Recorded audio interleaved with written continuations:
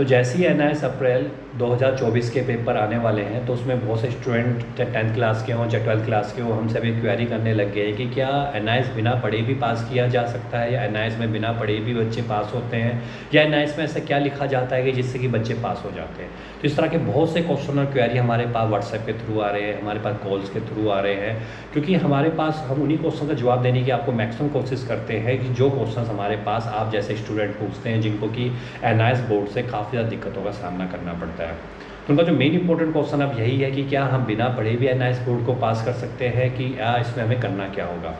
पहले तो ये समझना होगा कि जो एनआईएस बोर्ड है इसमें बहुत सारे स्टूडेंट होते हैं जो इसको हल्के में ले लेते हैं और इसको सीरियसली बिल्कुल नहीं लेके चलते हैं। वो ये नहीं समझ के चलते हैं कि एनआईएस बोर्ड भी एक तरीके से सीबीएसई बोर्ड की तरह ही है और इसमें जो पेपर होते हैं उसी तरीके से होते हैं जैसे कि अदर आपके बोर्ड में होते हैं। तो अगर आप इसको स्टार्टिंग से तैयारी नहीं करेंगे या बिना पढ़े आप पेपर करने की कोशिश करेंगे तो यहाँ पर भी मैक्सिमम स्टूडेंट की SYCT आती है, जिसे हम कंपार्टमेंट कहते हैं।